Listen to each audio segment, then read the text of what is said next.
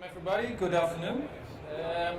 My name is Max Reckers and I'm going to tell you about the Inmotio player tracking system in combination with a couple of different vendors which all integrated into the platform, and that is bringing some really nice opportunities and technologies for you guys.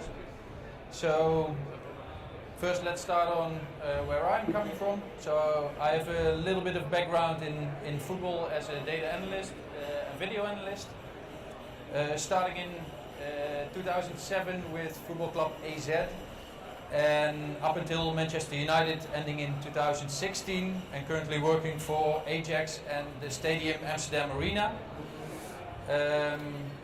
working on player tracking technologies and making sure that brilliant technology is spreading into the consumer market and getting into the world of not only football analysis but also fan engagement. So when I first came to football, we thought we were very modern. In 2007, when I started at AZ, we said we have a data analytics room, and that was based on 2 VCRs that were that they used to play video on the first one and copy to the second to kind of cut their scenes that they want to present to the players. I was coming from the field hockey world myself, where we were a little bit more advanced in we recorded the game into our laptop with sports code software, which is highly familiar here with all the video analysts. Capturing that software and tagging multiple events allowed us to much more quickly get feedback on the players and find back the scenes that we were looking for. Starting that project was a very big task, working with Mr. Van Gaal, who we all know that he's very critical and wants to know many different scenes. So as a young guy, I started to build these fantastic, what we call them, code input windows, starting to capture all information that we needed, we thought. And after the first match, I tagged all these different events, came back to the dressing room, and he says, I need that event, what happened on the far sideline with that player not doing what I asked him to do. Then I started looking at my coded events and thinking, I don't have a clue which one he means. So we had to go back through the video again and start analyzing it again. I went to my code trainer and asked him, how can I solve this problem? He said, Max, it's very simple. Just add one more button, and that is called the Louis button. Whenever he jumps up from the bench, that is the moment that you want to tag, because that definitely is the moment that he wants to see at halftime and after the video.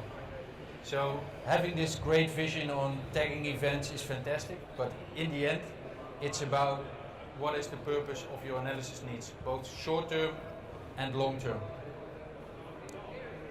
A couple of years later, joining the national team, we started to build out this workflow. So this started out with only analyzing our own matches, evolving in, hey, training is very important too, so we should video the training and tag the training. Going into, we need to prepare our opposition also, so an opposition meeting extra. And this, if you have one match a week, which AZ at the time did, then this is a workflow which is maintainable. But now we started to play in Europe, and we started to play more games to get more money in with the team. That means that the workflow is coming under pressure. So what happens? You start to get more guys. So a video guy, one analyst, a second analyst who's going to start on the opposition, and that team grew and grew and grew. At Manchester United, at this moment, more than 25 people are working in the analysis department alone. And this is something that cannot go on forever.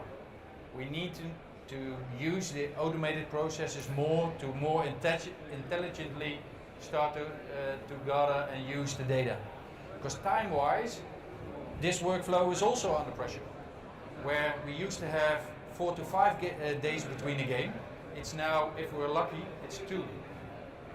And if UEFA and FIFA are involved, they want to get it back to 1. So we need to be able to turn around our analysis quicker and faster. This is the model that we started building on. So we need a very stable network infrastructure. We need to move over files between coaches very quickly. Everybody needs to have his hands on video. Everybody needs to get his hands on data. If we're at the training ground, if we're in the airplane, wherever we are, everybody needs to have his video footage synchronized. Then we have loads of databases filled with information from scouts, from people visiting from last matches, about insights into that opponent, and we want to store those all.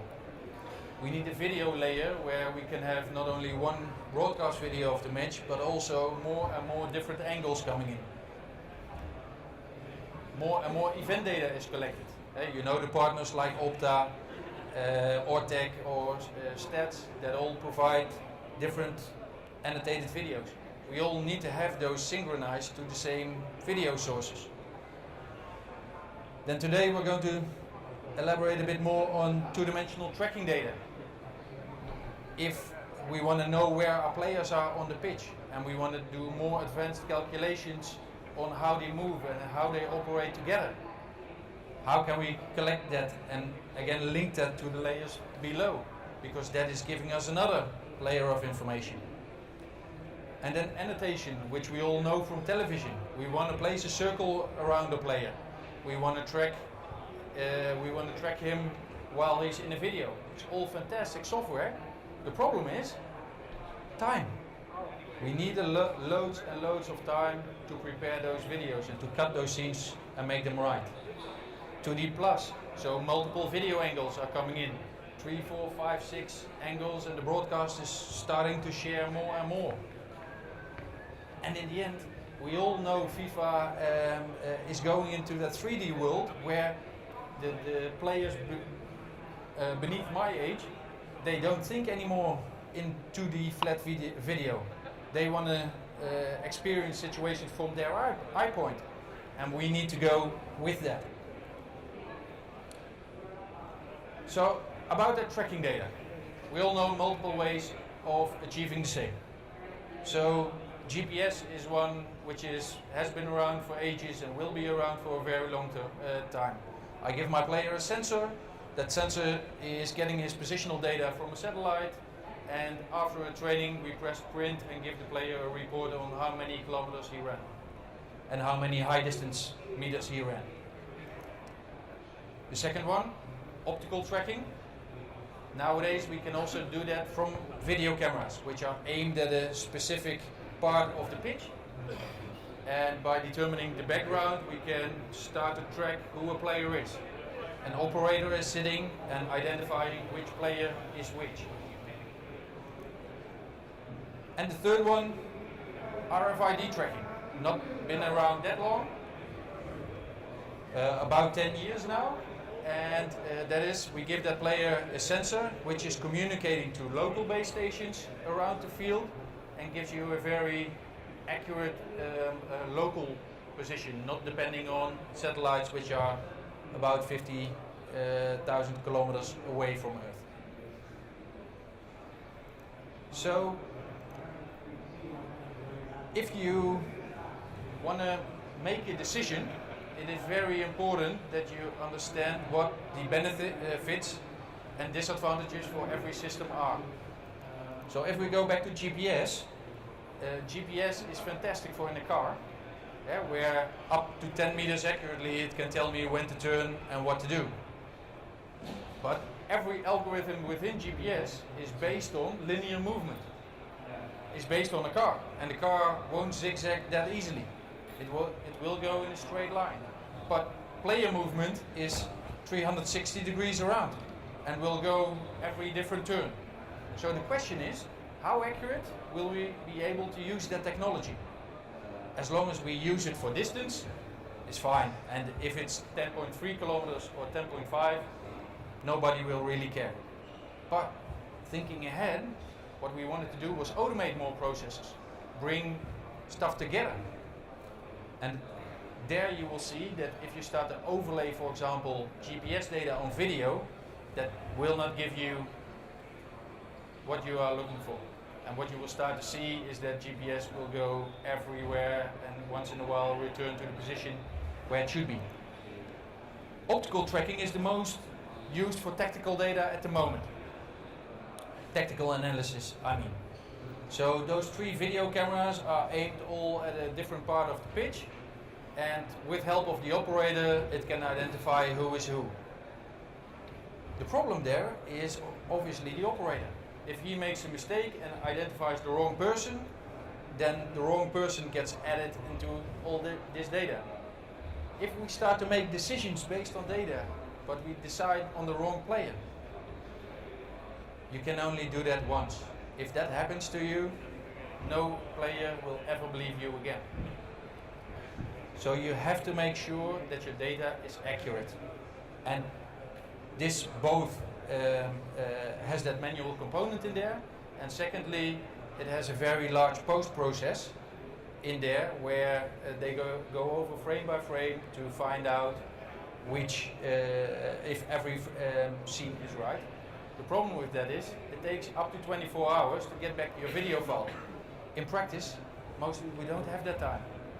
Straight after the match, when we're back into the bus, we want to start to analyze those scenes to close the game the next morning, because you have to move on to your next match. So I think many people who work with this technology for a long time start to understand now that RFID is your next answer. But this is a bit more of an infrastructure. You need to place sensors around the field. You need to equip players with a sensor, which still is an item which has to be discussed, and where some players say, hey, I don't like to wear this tag.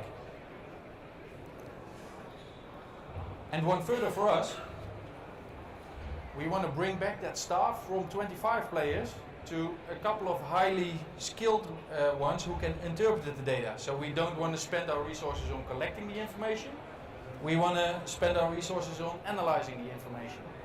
So this is where the Inmotio system is really fantastic.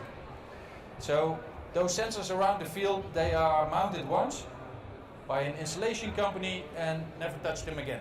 The only thing it needs is power and fiber. Secondly, automated cameras are linked to the poles and can track the players automatically on the sensor information, so the sensor location. One operator can easily handle up to 6 video cameras on his own. What he needs is to write instructions from the coach saying which player do you want to track, obviously. And then third, also your heart rate data is being sent with the player position.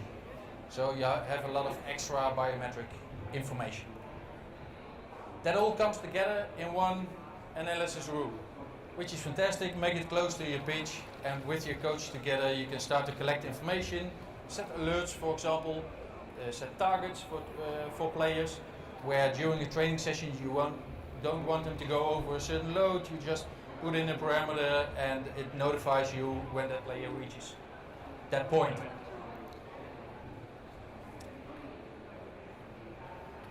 One further, we start to collect more information from that player. So in the morning we ask him, how do you feel, how did you sleep, and we want to marry that information up to the data that we have from the training. That does it link in how does he feel to what we experience from the objective data, and can we find patterns in there. And that load works on this principle. So ages back we put a heart rate monitor around that player, and when that heart rate was very high he got a compliment from the coach saying you did really well. But if I'm not that fit, I will still have a very high heart rate. So the obvious thing that we miss is we need to know what he actually did versus how he feels. And these two indicators together start to tell you something about the efficiency of a player. And if you start to compare that between players with the average of the group, that is a very nice little insight where you can help your players see where they are compared to the team. So this is actually in the preparation for the World Cup. You will see the center cross is the average of the team, and the players who are having not so much time in the red zone, but on the vertical axis a lot of high intensity distance meters, is a very nice way to show every player where he is compared to the group. And that same thing if you want to judge a player over time. What happened to you over time? Are you doing well? Are you progressing? Are you not progressing? This is a player who did very well, and this is a player who struggled and got injured after a short while. This is the end result of bringing back information, which is very boring data, to an insight where the group can start to utilize it as a tool to become a better player. And to have an understanding in the group what objectively performing better starts to mean. Then this is all about the physical stuff. But to be honest, the physical stuff is nice in football, but it's not athletics. Football is not about who can run the most kilometers. Football is about a smart game, a tactical game. And you need both. You need to be physically able to deliver, definitely one part, but I would call it the lower bar. If you're not fully fit, you shouldn't be participating in the game. Next level is tactically. Now we all maybe hopefully know these parameters from companies like Stats or Prozone. They can provide you heaps of statistics on objectively how a player did. My problem with it is, this is too objective. In the sense of, I'm missing, a very nice example for me always is the number of passes that the player played successfully. It's very nice. We had a left back at Bayern Munich and he always had 100% pass completion. But the coach was very, very dissatisfied with the player. Why? If he was in trouble, he just passed the ball back 3 meters to his left central defender, who then had to solve the problem. So passing every ball correctly is not the solution to what you want to measure. It's not about having 100% successful passing rate. It's about something more intelligent. We need to know, did he make the right decision for that time? We can only solve that question if we have more data. So just counting if the ball arrives with the next player is not enough. We need tracking data, we need the position of every player to determine if that is right. So what we built based on the Inmotio data, if you can press play please.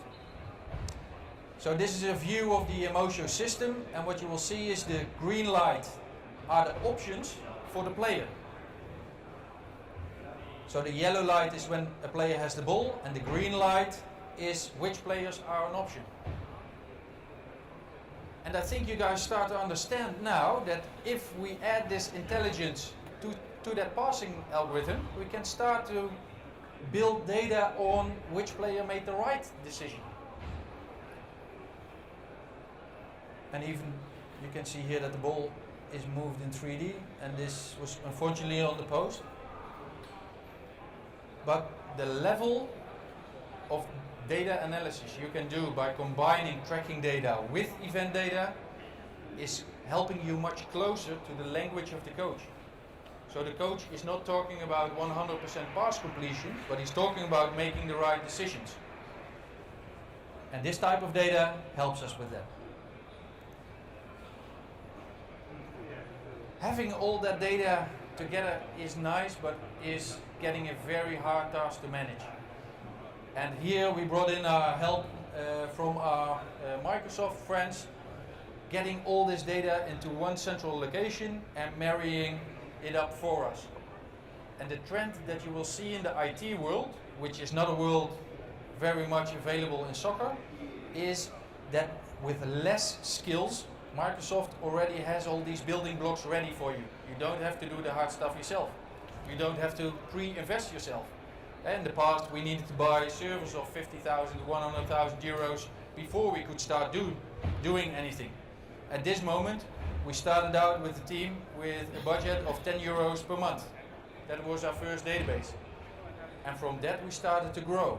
But we started to grow on that it already was giving us back information that we really needed. And so when I need to go to my board and I need them to tell them how important this is, I rather do it on something that already works. And if it works really well, we'll invest a bit more. And that's a much easier way and better way to work from my proposal.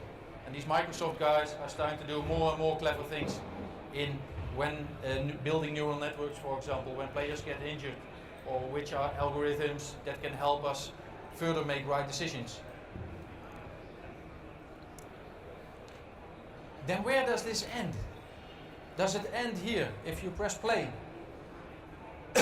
This is a application that helps us to see from the point of view from the player how he acts in a certain situation.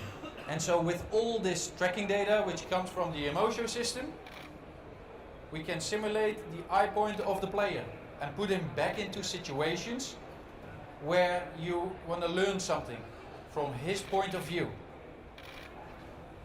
Fantastic tool. Especially in the youth department, we start to use this more and more. But on a daily basis for a coach, it's not so easy to talk on this level. What we would want, ideally, is that we can use video and overlay our data automatically. If you can press play again. So this is one of the tools which is around in the broadcast and football world, where as an operator you start to tag every player and every graphics that you want to kind of visualize. This clip of 25 seconds takes about 30 minutes to prepare. We prepare this clip for the group to watch, and then 2 minutes before the coach comes in and says, hey, this visualization, I want to change it a little bit because it fits a bit better to my story. And you're not able to react. Why not? It's all done in advance. Making changes is an awful process. So what we try to do is a next version on that. The process which makes it hard here is that we have to learn the tool to recognize the field. And that takes a lot of time, over and over again. If we would have the whole field always in our sight, that would be much better. So, multiple cameras. Sorry to switch to the small screen, but Edward sitting over there has an iPad application which he uses. This is the Game On technology that I'm showing you now, which is based on a couple of static video cameras which always have the full field. If you zoom out, Edward. So this is multiple cameras glued together, so the camera doesn't move. So we can digitally zoom in. So Edward is doing every bit of this in real time. We always have the full field, and you can swipe from left to right as often as you want, which is normal. Many systems have that. The next step is bringing back automatic camera movement. So based on where the ball is in this case, it's loaded into the system and your virtual camera goes as a normal camera. But if you pause now, Edward, and you move the camera and you want to see the position of your goalie, you can still do that. So he can still go everywhere he wants. Next level is, a coach would like to draw on this. That would be amazing. So we want to point out that this player is on the wrong position. Okay, fantastic. And is he able to clear that really quickly? Yeah, he is. Next level, we want to draw arrows, but in relation to the football pitch. So they need to be, if you go through a player, that gives you a nice example. So this line is aligned to the pitch itself. Or if you drag a circle where we want to show the space, you can show the space. Everything is done in real time, no preparation needed. So the coach is getting into a process where he doesn't need to prepare anymore, but he can do it on the job, even in real time. So during the match, he can start to prepare his clips.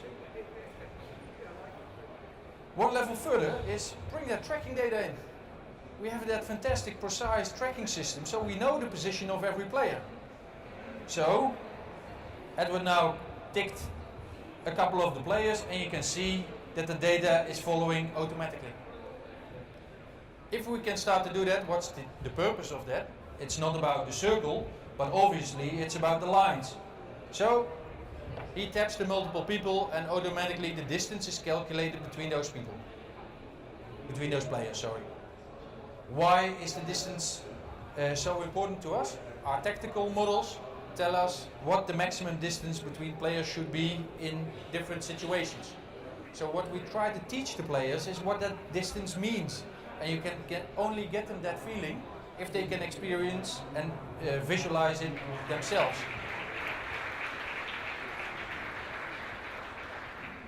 So having all these tools was fantastic, but then we came back to our 65-year-old coach at Ajax, Henny Spijkerman, and he said, Max, I only want to do one thing. It would be really brilliant if I can just pick up this player and put him in the position where he needs to be.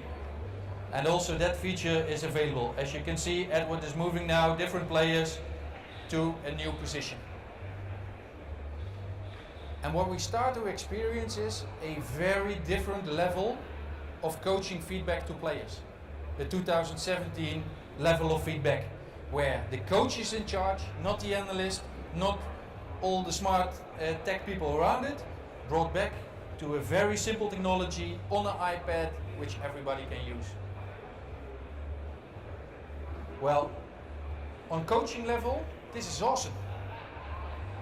But now, let us even think one further.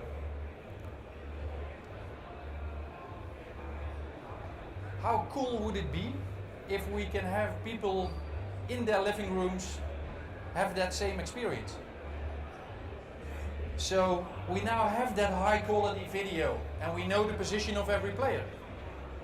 Why couldn't we bring every player into, or every television into a mode where it can say, okay, just give me more interaction and for example have the animation there, the tactical animation on how the play goes.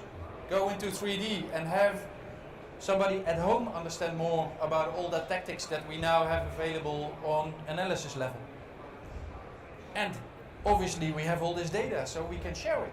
Everybody can see how many meters a player ran. But now I can decide for myself, not when the broadcaster decides. And maybe I want to share with a group of my friends which are at their homes. And we can start to prepare clips and share between each other what we find of certain situations. It can be very funny, can be very tactical. Or have it as a second screen application. Maybe in stadium.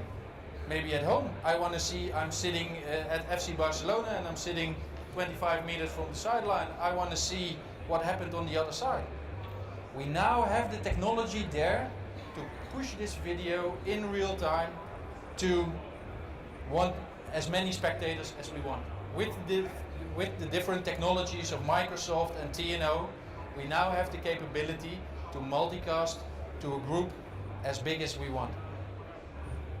All this is being made ready in the Netherlands now, and we're going to show you guys that we can do so much more in the level of football from a technology point of view. But this even goes further. We still have that expensive tracking system which we can bring to a broader use. For example, a very easy one, I don't know if you have any idea how many mowing guys, how many guys on the pitch there are during and after a match. We now have our first automated mower, which based on the tracking technology, the same one that the players wear, is now equipped on the mowing machine, and it's automatically going over the field whenever it's instructed to by the software. The Amsterdam Arena is a stadium where we also have a lot of different events. So one of the big problems for them was Sensation is maybe an event that you heard about.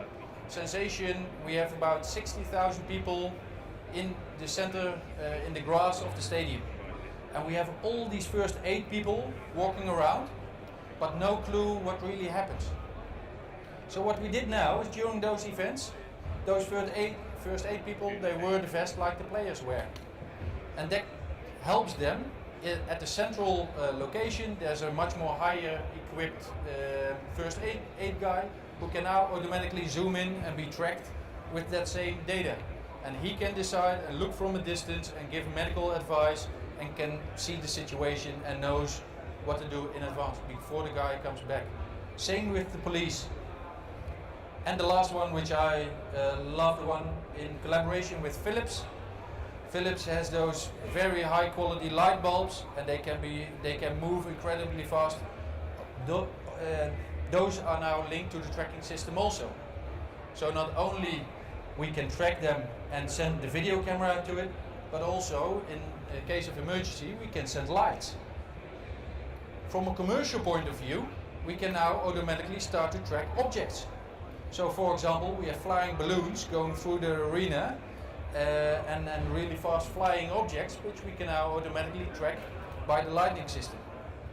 The number of fan engagements we can do are incredible.